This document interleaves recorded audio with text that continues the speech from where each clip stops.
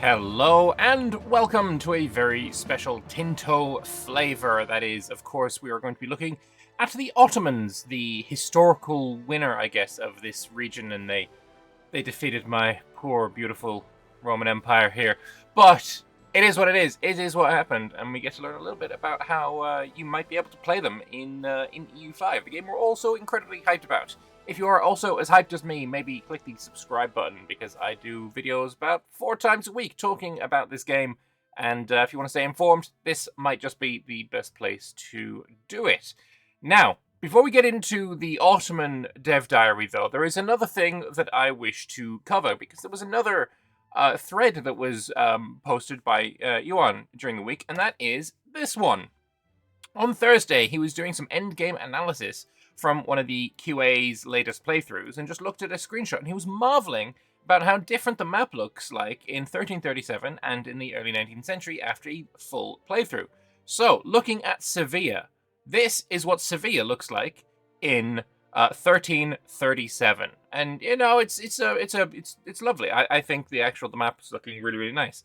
I like that the river of whatever this river is called has been extended up just to allow Sevilla to have a port, because historically it was, very important for it to. It was a very important port. You also see, I saw some people wondering what various numbers here mean. Of course, this is what the terrain and vegetation and heights and all that climate and all that kind of stuff is here. Who owns it? How many people live there? The religion, the culture, the control.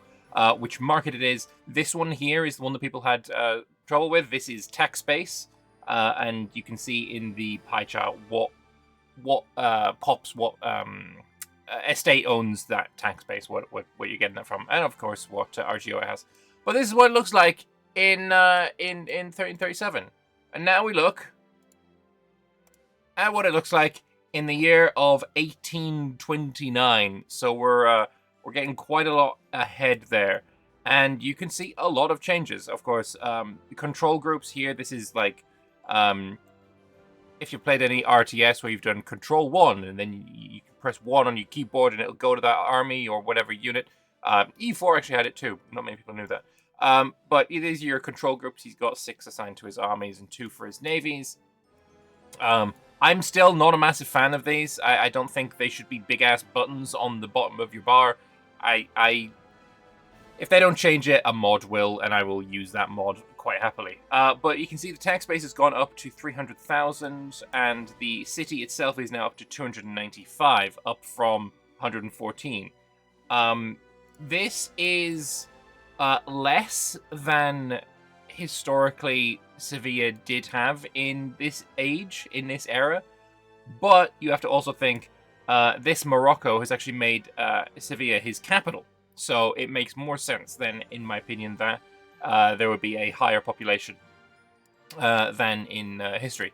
Looking at his top bar, I assume some shenanigery has gone on here, because he has 500k in the bank, but he's losing 5k a month.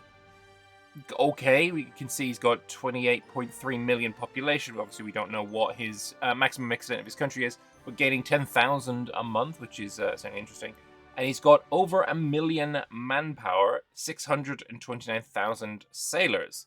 A lot of people had they questioned the validity of this, but it's something like 1.5%, 2% of the population. I'm not going to do maths. That's a terrible idea. But it seems relatively reasonable to have this. Some people basically said, no, actually, for this population, having this amount of army is perfectly fine. And you have to think as well, this is like potential army, right? He still has these armies in the field that are costing him monthly manpower.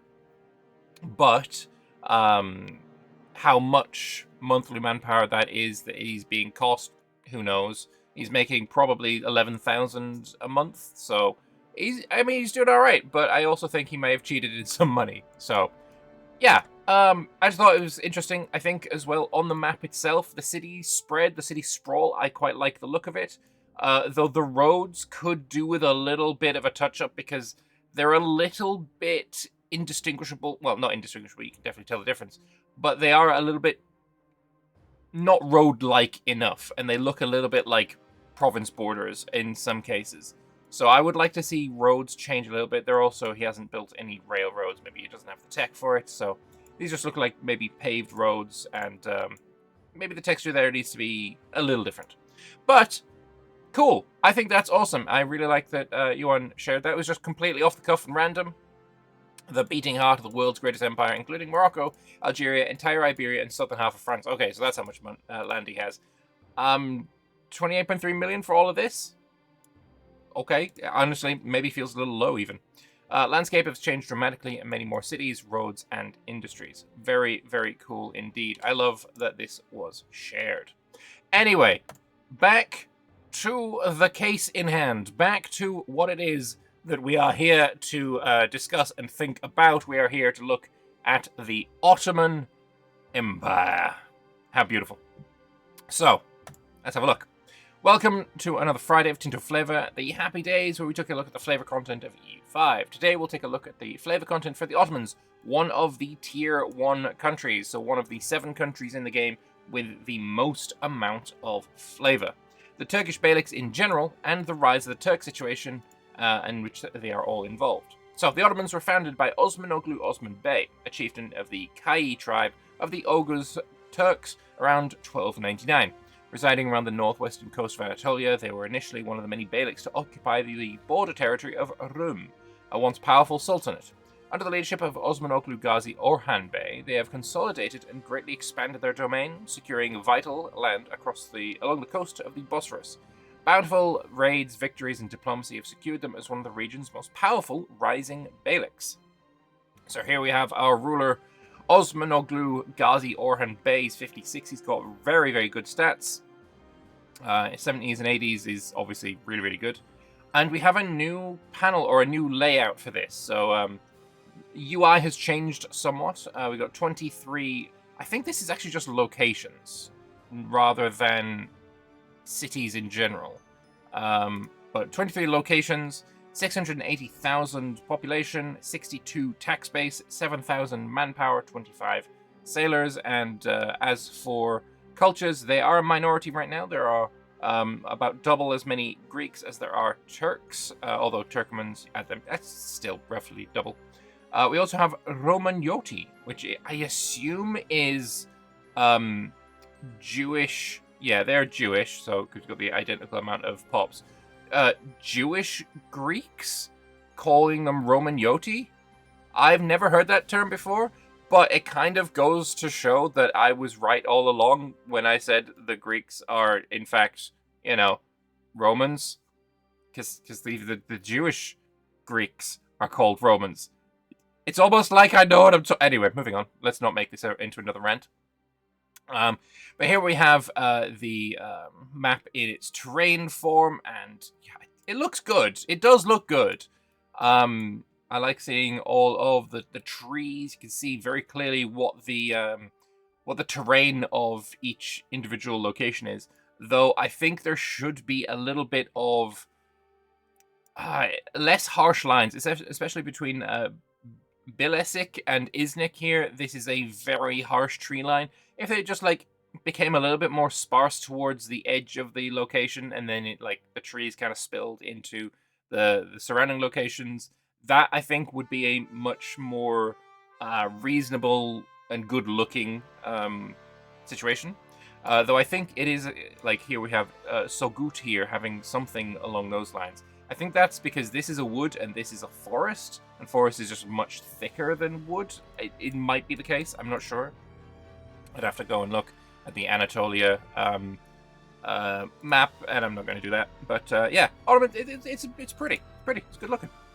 So, Ottomans, like other Anatolian beyliks, start with some reforms and privileges, of which some are unique. We'll have a look at those unique ones.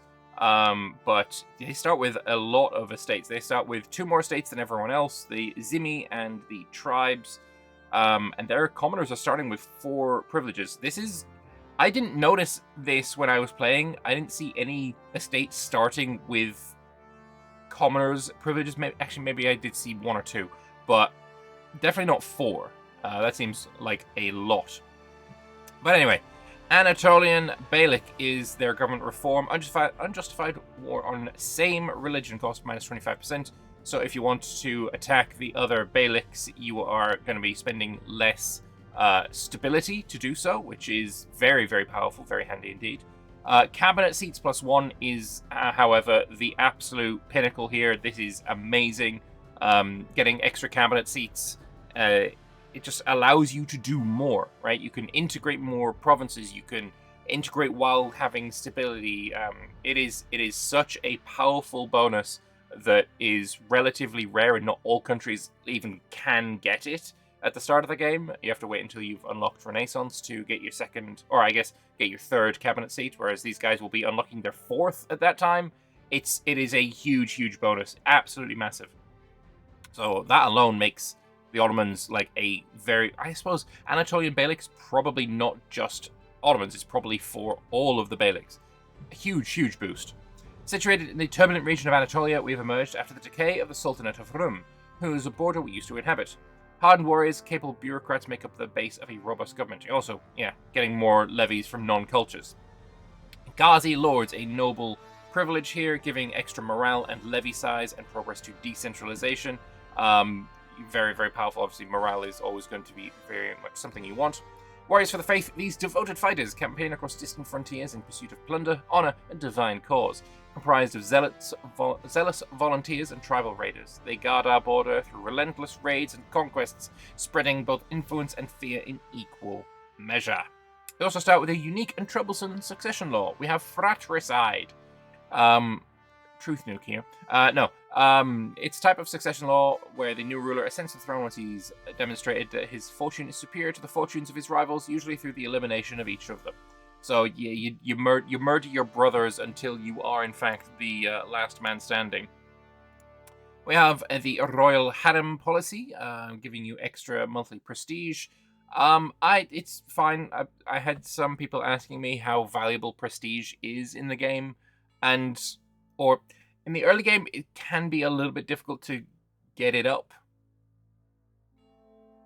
But it's not a modifier that is going to be exceptionally valued. I think it's worth less than in EU4, for example.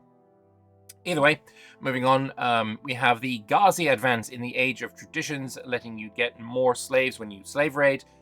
Super powerful, absolutely massive, especially if you are the Ottomans and you have the Janissaries, which we'll get onto. In keeping with steppe traditions, our nobles are warriors of the frontier, and we shall be fearless in the fight to expand the abode of Islam. We have the Ukbey. Is it Usbey? I don't know. Either way, we have a new subject type, the Usbey subject type.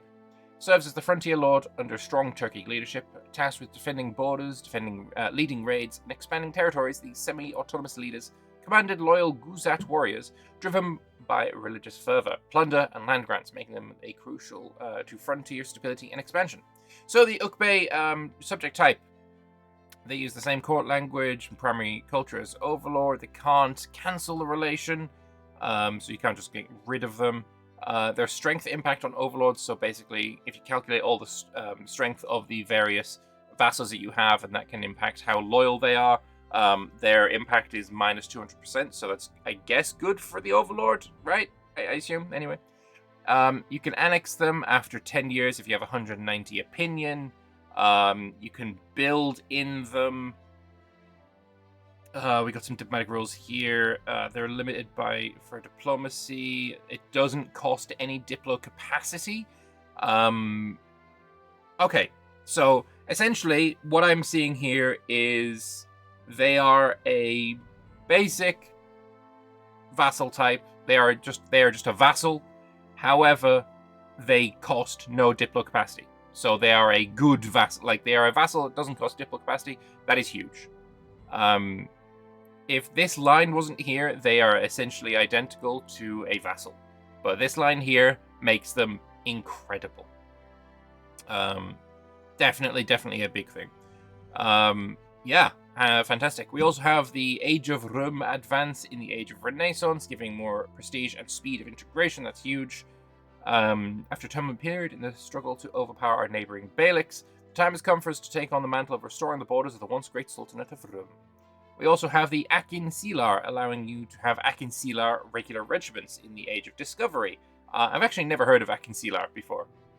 Probably because I may have heard it and not seen it spelled out, and I'm pronouncing this atrociously. Maybe it could be complete. Anyway, our light cavalry would often go raiding the neighboring infidel lands and would sometimes even settle them. Historically, they were one of the first divisions to face the opposing military and would attack trading routes to cut the enemy's supply and transportation. Known for their courage in battle, they lived and operated as raiders on the frontiers. So these cavalry, you get 200 of them, costing you 4 manpower a month. 250% flanking ability, high initiative, but I can't see anything like super out there. They're just cavalry, I guess. Specialized in mobile and ranged warfare, they make for a fine army and a valuable addition to our ranks. Cool, if you say so. The Law Code of Suleiman unlocks the Kanun-i Osmani policy, which gives you tax efficiency 10%, absolutely insanely good. Distance cost to capital minus 10%, absolutely insanely good. Monthly progress to inward. Is that a new social policy that's been added? Because I don't remember it being inward. I remember this is something that I'm curious about because I don't remember this one at all.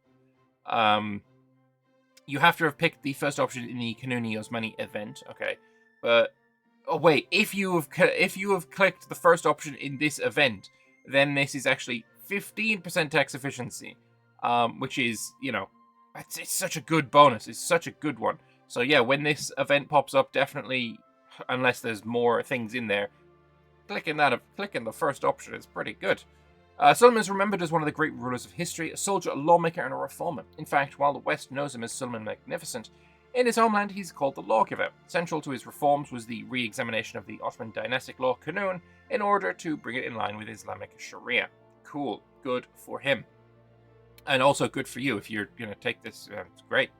We have the Tulip period giving you extra 2.5% trade efficiency. Huge modifier. Trade efficiency is great. In the Age of Absolutism, we're getting into the game a lot there. So maybe it's going to matter for less, but still something you want. Reform the old and stagnant traditions, have tulips bloom in all the gardens, and usher in a new golden age of commerce and connection. We have the Imperial School of Naval Engineering giving you shipbuilding speed. I mean, it's fine. Although, in the Age of Revolutions, I have no idea what role the Navy's going to play in the Age of Revolutions, and maybe shipbuilding speed is going to be something you really want, because you're going to be pumping out ships in order to fight naval wars, and I don't know how the game's going to play. So this might be really good. Right now, with my EU4 brain still ticking, it's not a modifier I care too much about. But, you know, never know. The most important advances for the Ottomans are the Janissaries. Yes, this is what we're talking about here. And available in the Age of Renaissance, you get the Janissary Barracks building, which lets you turn slaves into troops, into manpower. It's actually just insane. It's huge. You can build it in all of your towns and cities, and you will do because they are so good. Production methods of whatever, including slaves. And then you get the Janissary Guards Regular Regiment. Janissaries are the elite corps, only loyal to the Sultan himself. Their ranks are made up through the Devashirme system of child levy and go through strict military training. As such, the Janissaries are the most disciplined forces of the Empire. And we see their stats here. They take 10% less morale damage and strength damage. So you're losing less of them. They are a really, really good unit. And they upgrade over time. Here they are in the Janissary Musketeers. There is now 800 of them in the regiment, and they take 16 manpower monthly. Though I think their stats are basically unchanged, except their combat power. But I think this is in line with other regular regiments. They gain combat power as well. And there is, I believe, another one in. This is the Age of Reformation. There's going to be more as you upgrade further and further.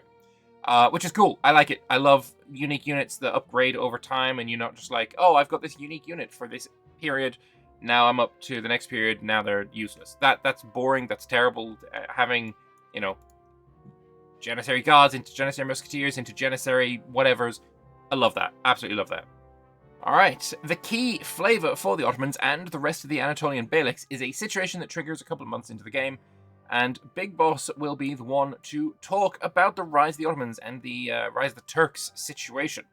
Born from the ashes of the dying Seljuk Sultanate, the small territory of Osmanoglu Gazi Orhan Bey was initially overshadowed by more powerful neighbours. However, the vision and ambition of the Ottomans would prove far-reaching, as they have recently embarked on a path of expansion and consolidation, carving out their place in the tumultuous tapestry of a fragmented Anatolia. Orhan Bey and his successors skillfully capitalized on the prevailing chaos and division within the region. With each victory, the Ottoman Principality grows stronger, attracting warriors, scholars, and ambitious minds eager to participate in this rising power. Very cool. It is, in fact, our destiny. If you are a Beylik, you get a good event. If you are the Romans, then you get minus 20 stability, which is it's not fun. Situation focuses on the rise of the Ottomans in most cases. However, this does not mean that the other Beyliks can't take their place with their own unique flavor, reforms, and outcomes.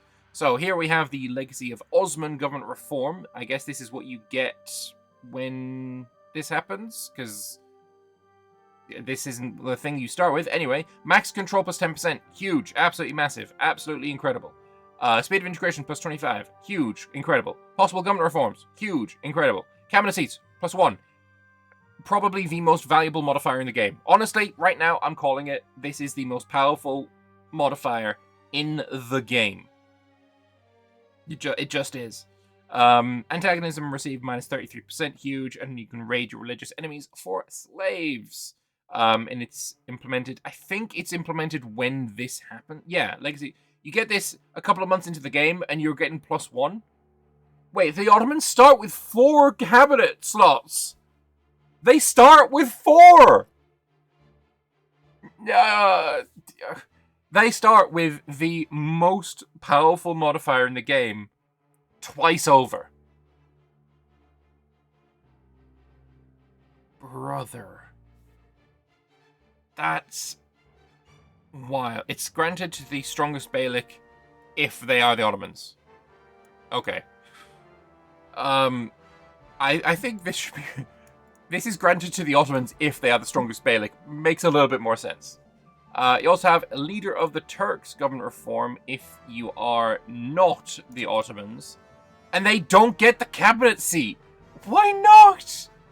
Why not? If you're not the Ottomans and you manage to become the strongest Beylik, you get cultural tradition, max control, speed of integration, and extra government reform. So it's basically a free government reform and diplo capacity. Brother,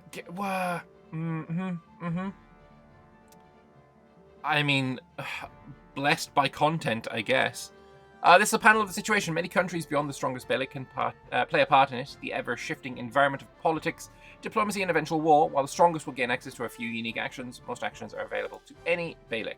So here we have Ottomans, Karamanids, Eretinids being a part of it. I guess that's only showing the top 3 or something, because, you know, Karasids, Sarhanids, Germanids, they can all take part in it as well. Either way. But they're not domineering across the region, let alone beyond it in 1337. Yeah, foreshadowing, for sure. So, they are the strongest country of 7.0 military strength. It would be nice... Oh, and it also includes their trade and tax income. So, it'd be nice to see what the Eretinids are and the Karamanids are. Actually, we can see, sort of, the Karamanids in 3rd place are at 5.9. And the Ottomans are 18.2. So, okay, that kind of shows where you need to get to. Fair enough, fair enough. So, the actions that you can take as, I guess, a part of this situation. You can press claims. The ability of the strongest... Okay, so it's only for the strongest guy. To fabricate a claim against the enemy in Anatolia. Alright, for starters, this is huge because at the end of the day, one of the things in the game that slows down expansion is the limitations on what CBs you can get. And a lot of the time you're going to be either waiting for your parliament to let you go to war with an insult CB, which makes conquest twice as expensive, or you're declaring no CB wars. Or you just get a button that you can click to get a claim. This is basically allowing EU4 speed of conquest versus everyone else is on EU3 speed of conquest. But either way, I mean, I guess it is a way to let the Ottomans just go ham. Razor Bay Fortress is a unique building that increases the fort level of a location and produces an ample, steady supply of manpower, much earlier than many other countries can. It can only be built in cities across Anatolia. Upon its construction, you'll be greeted by a positive event whose historical information is tailored specifically to the location you built it. This means it'll be different if you build it in Bursa, Izmit, Konya, Smyrna, etc. While it's good and all, the fortresses are a symbol of authority, for better or worse. This means that if a location with a bay fortress gets sieged down, you will suffer a blow to the stability and legitimacy of your rule, and your people will lose faith in your ability to win the war. The malices can be far worse should the enemy even annex that location. Excuse me. That's awesome. I like this. I like this a lot. Buildings with, like, flavor attached to them in that way, I think this is really, really cool. Really, really, really, really cool. I like that a lot. We have location importance is a composite metric tailored specifically to the situation. It depends on many factors such as development, market access, road connectivity, and more, used to determine the volume of certain bonuses and utilizes a nice little game concept tool tip to explain the application usage. So, gain stronger city for 10 years based on location importance. Izmit gains some control and changes prosperity. Alright, cool. Very nice indeed. Alright, so other things that you can do. Seek relations with the Byzantines. I'm just gonna read what's in the dev diary instead of, like, mentally changing it to Romans every time, even though I objectively know that they are objectively the Romans. I'm just gonna say Byzantines. It's just easier and people will complain less about it. As long as the...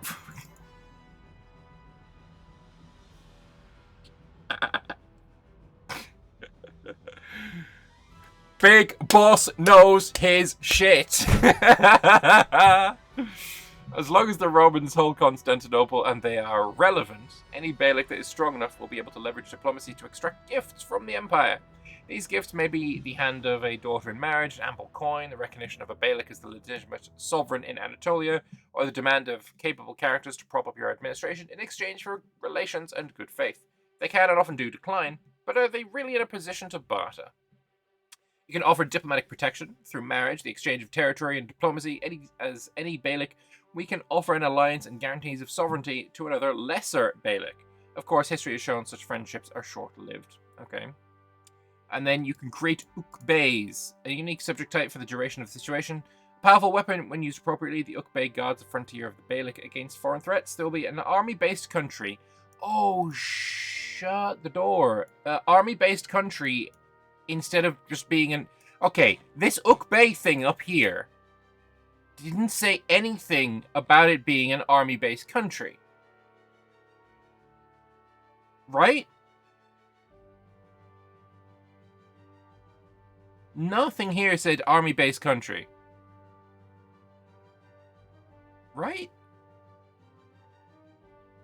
Because army-based country still has land, right? It's not like you're not having any land. But essentially that means that if the, if his entire army gets destroyed, like, he disappears. That's obviously really, really cool, but this is the first mention of them being an army-based country, and I kind of feel like that should have been up there. Anyway, they have a powerful government reform, making them the perfect guardians. However, you'll need to integrate them and centralize later on, should you survive and come out on top after the situation ends. Okay. A couple of locations in the situation map mode. I wonder, like, what happens when their army dies? A army-based country implodes. Does that implosion for this Ukbey mean that you integrate them, or does it mean that they create a new country, like a Turkoman country, maybe? I don't know. I'd like to know how this impacts, like, what happens on these guys' death, because we see what happens when the army-based country of the Golden Horde explodes and dies. They explode. How does that work if you're a vassal? What happens when you vassalize an army-based country is a big question that I would love to have answered. Anyway, a couple of locations in the situation map mode previously shown are marked in red and yellow. This is for two reasons. Anatolia in 1337 is traversed by a great trunk road, controlling important points across it. Konya, Sivas, etc. unlocks a scaling estate privilege for your merchant estate. So, directly owning Konya, Erzurum, Sivas, or Tabriz will give us access to the trunk road to Erzurum, Burgher's estate privilege. Okay, and that privilege gives you 1% trade efficiency for each location you control directly. Actually, really, really good. Really, really good. I like that. Konya and Sivas are also home to the Seljuk mints, which were used by the former Sultanate to produce coinage and protect an aura of legitimacy and authority. Owning and developing these locations will be vital when it comes to spreading our control across the region through a unique building. The Mints of the Old Sultanate, which will give you 10% crown power. Brother, those are really, really good. And you can have them in 2. Okay, so 2 each. 20% crown power, though, is, like, it's huge. It is unironically huge.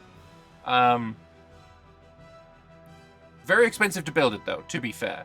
But absolutely worth it. Absolutely worth it. Very nice indeed. As the strongest Beylik consolidates holdings with a majority of Greek culture, this event will appear, heralding the beginning of a great Turkic migration. It enables a unique action for our country to call on Turkic migration from the east to populate the coasts of the Aegean Sea and Anatolia. Historically, this was very vital and carries the same importance in game as having a majority of our culture in locations will allow us to fully core them, thus increasing our control. The number of migrants that will travel is dynamically based. The pops will always come from a province with ample population, and the amount of pops will always be relevant to the target province we're trying to populate. So, gaining 31 Turkish pops from Sivir to Bolu, okay, and it looks like it's free, whereas a kind of similar event in, I guess, the extremities of Europe, the German migrations, I remember those actually do cost money. So, yeah, this is cheaper. It's like everything is being given to the Turks here in this game. It's crazy. Once the strongest Beylik consolidates themselves and crosses the Dardanelles, the press claims action will evolve, allowing the Beylik to declare war through a good casus belli across the Balkans, as well as posing a direct threat to the kingdoms that populate the region. Damn. As long as we own 120 locations in total and have a presence in the Balkans, press claims action in the Rise of the Turks situation will also allow us to gain casus belli against provinces in the Balkans. Alright, okay, that's kind of, you get a little, everything's just coming up Ottoman. Everything is coming up Ottoman. Dominance in Anatolia has become to be indisputed. Those who once attempted to overshadow our authority tremble behind their walls. Our meteoric rise to power is often attributed to a divine will. However, our martial and tactical prowess cannot be neglected. Our advisors support the idea of to expand our campaigns into the Balkans, taking advantage of our current momentum. Okay, so in the EU4, obviously, the Ottomans start they start very strong. But they have, like, a decadence disaster later on in the game. I'm wondering if anything like that is in the game here, because right now this looks like one of the strongest tags that we have seen in... I think this tag is probably the strongest in the game. It has the most things going for it. And while you might say, oh, but Hungary is relatively close, and they have this, that, and the other... Or the Mamluks are huge in comparison. And the unique content that they're getting, the Rise of the Turk situation that they're getting, I would bet on an Ottoman rise to power to defeat the Mamluks in a 1v1 kind of multiplayer scenario. As long as the Mamluks don't, like, okay, there's a player on the Ottomans, I'm going to ignore everything in between, and I'm just going to go and murder the Ottomans day one. Like, if you're playing normally, these guys will be stronger. Once the player conquers 300 locations, including at least 30 urban locations, and they own Constantinople, they'll be greeted by this event, which heralds in the classical era of your now empire. In most cases, this will be the Ottomans. Drums of conquest sound triumphant, and the banners of the Ottoman Empire now stretch across the continents. From the ashes of Byzantium through the humbled Beyliks of Anatolia into the shattered strongholds of Christianity, the might of our armies has reshaped the world. Emperor Osmanoglu Gahi Orzhan now stands the undisputed ruler of these vast lands, the defender of Islam and the guardian of the most sacred cities of our faith. With the sword we've conquered, with law we will rule, as the empire transitions from the fires of expansion to the gold age of governance, scholars, architects, and statesmen gather in the great halls of Bursa, eager to do stuff. And you gain 20 prestige from it. Very cool. Very nice. Yeah, they expanded really quickly. It'll also grant us the rank of Empire, which comes with significant bonuses and some double edges in the form of a unique disaster for the Ottomans. Okay, good. Yes, getting that disaster is good. But here we have a crazy expansion. This is, actually, it's not actually more than they owned historically, because I think they did, like, when they pushed the Hungarians back, this area, obviously Wallachia, was like a vassal state in ways until Vlad the Impaler decided it wasn't happy with that situation. But it was still a vassal state at times. But yeah, no, that's some crazy expansion, and see very nicely how things are shaping up. That's a lot of forts in this area, goddamn. I suppose he's just using the console to integrate things, I would guess. And that is why we have a lot of forts where they may not be otherwise, and a lack of cities where they would be otherwise. Although I would prefer to see cities on this map in some form or another. That would be kind of nice. Also, the return of the platypus. Now he's got a conquistador's helmet rather than the Roman helmet that we've seen from him in previous things. It literally just means that he's playing in debug mode, and this is like an error log. But very cool. What happens, though, if the Karamanids or another rises instead? They're greeted by a different outcome and a choice. They will be able to adopt the Ottoman tag, inheriting the Ottoman content, events, reforms, everything they have to offer, while still holding on to their flag, their name, their color on the map, their dynasty, history, etc. Holy balls. Or you could choose not to do this, and you'll form the Sultanate of Rum instead. But can I not do both? Can I not be the Sultanate of Rum with Ottoman content? That seems like the most based scenario, right? That would kind of be huge. But anyway, we have here Germany, its ruler perishes, who's 79 at the game start, a nasty event reminiscent of the Shah Rukh. Oh, okay, so when one of the Beyliks dies, you lose a bunch of stability, and you have subjects breaking free and starting to decline warn you. Okay. That's interesting. One of the most celebrated men and the founder of our Beylik has passed away. His reign thus far marked the apogee of our influence across Anatolia, successfully subjugating many of our neighbours. Alas, his passing is so discontent and acts of rebellion as our subjects look to the feast on the wealth of our people. So is this saying that every time your ruler dies, you have your subjects break free and you have to fight them? That's crazy, if so. And I guess... and the Redids, who are part of the big old thing that I've forgotten the name of, Persian Ilkhanate, the Ilkhanate, I guess. Are they also going to break free at some point? Okay, very cool. Lots of random events here being shown. On top of that, the Ottomans have around 200 dynamic historical events, making a proper Tier 1 country in terms of flavor. Very cool. Very cool indeed. Love that. So, next week's schedule, Japan and Korea, Korea and Manchuria, Shinto and the Shogunate. We have one of the videos that I'm most looking forward to, looking at the music of E5. And then Tinto Flavor about Japan and the Nanbokchu Cho Jidai and Sengoku Jidai situations.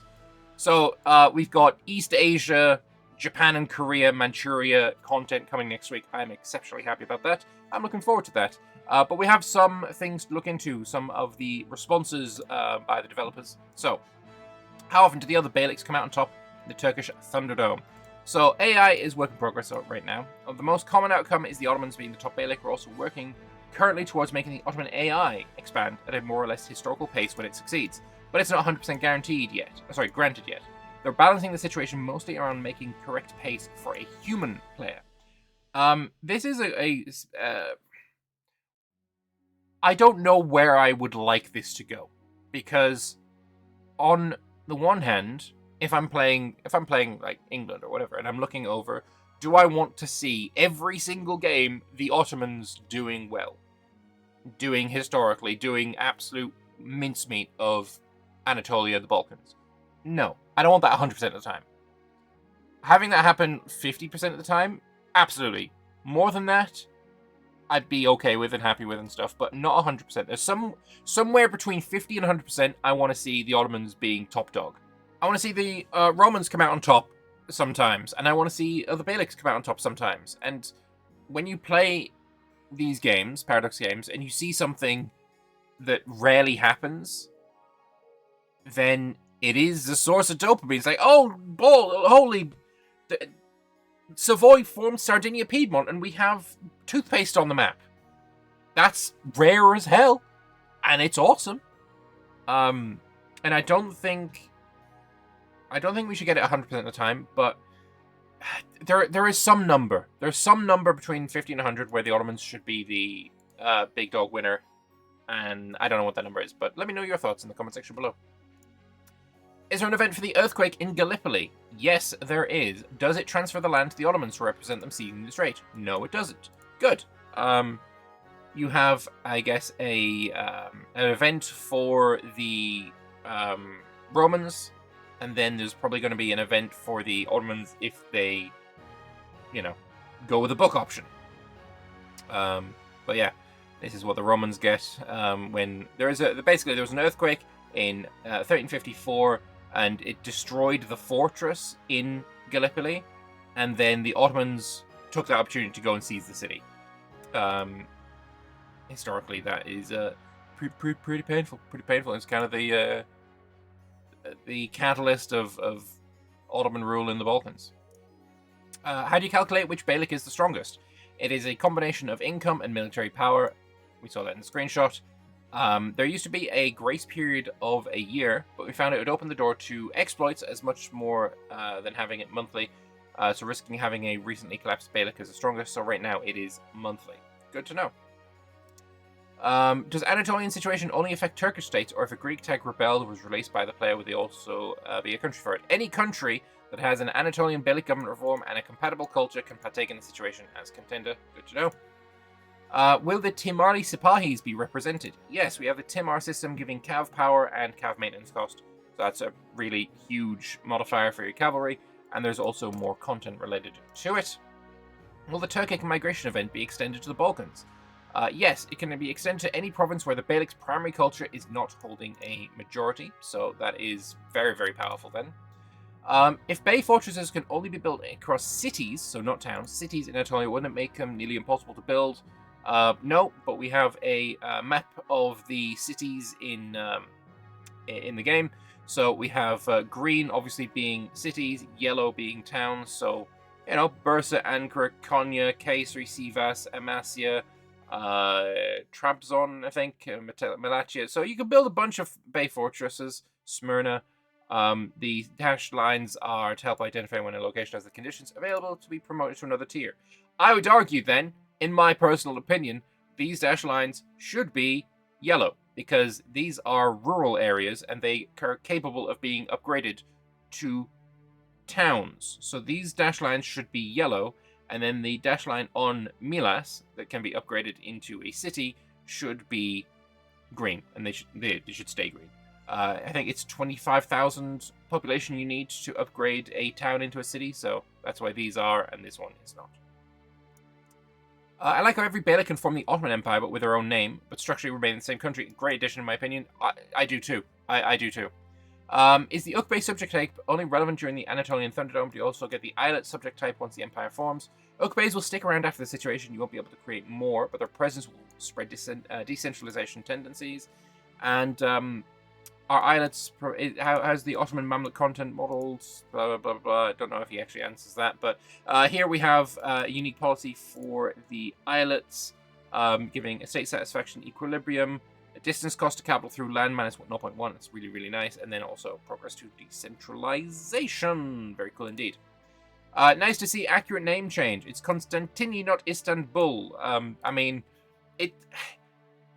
yeah, obviously, but I feel like you say this as if that was ever in question, when it isn't. I mean, in EU4, the name Istanbul, I don't think is in the game for any localization. So, yeah, I mean, obviously, they didn't rename the city until, like, 1923 or something like that. I mean, it was Constantini all the way through until then. So, of course, I mean, yeah, there's no reason for Istanbul to be in this game in any capacity at all. Like, Istanbul is just, it's the Greek phrase to the city. So, I'm going to the city. I'm going Istanbuli is how I'm pretty sure it goes. But that, yeah, yeah, obviously. But also we have the Autocephalous Patriarch Seat Falls event, and you can dissolve the Patriarchate or keep it if you so desire. Is there anything regarding Enderan in the game? Yes, there is. We have this event here. In order to train administrators and generals in our growing realm, we could institute a school run by the inner circle of the court to keep students close to the ruler. It not only allows a great deal of insight, but also bind the students to us, ensuring the continued importance of the Osmanlı dynasty in matters of state. So this is the future, or you can focus on expanding Timar's system instead if you so desire. We also have the Red-Bearded Corsair. Mr. Pasha, there's a frickin' Barbarossa? No. Yes, I think. Either way, yeah. I'm pretty sure that's it. There's a freaking loading screen in EU4 with him on it. But you can have him as the Red-Bearded Menace. I don't see no red beard there, brother. I don't know. I feel like Redbeard could probably be there. Either way. Finally, last comment. If the Ecumenical Patriarch is abolished by one of the Beyliks, can an Orthodox nation reestablish it? Yes. Yes, they can. Fantastic. That's the Ottomans. That is going to be one of, if not the most powerful countries in the game. I don't feel like it's going to be close. I think in a 1v1 scenario where you load up in, not co-op, but like in a multiplayer game with only 2 countries, you have the Romans and you have the Ottomans. The Ottomans will win 10 times out of 10. In a situation where you have a generic multiplayer with, 40 people in it, someone seating on the Ottomans is going to be... I feel like they can be classed as a major... Like, if you're seating a multiplayer game and you're only picking minor nations, I don't think the Ottomans can be a part of that. I really don't. I think they are just that strong. Yeah, I don't know. I'd like to hear your thoughts. And I know not everyone plays multiplayer, so that is completely irrelevant to you. Fair enough. But from my perspective, I do play multiplayer. I do plan on playing EU5 multiplayer. And, yeah, this tag scares me. And I don't know how to deal with it. So, leave me your thoughts in the comment section below. I am always going to be reading them, enjoying them, and, It's interesting. It is certainly interesting. The Ottoman Empire. What do you think? I will see you in the next one. Bye-bye.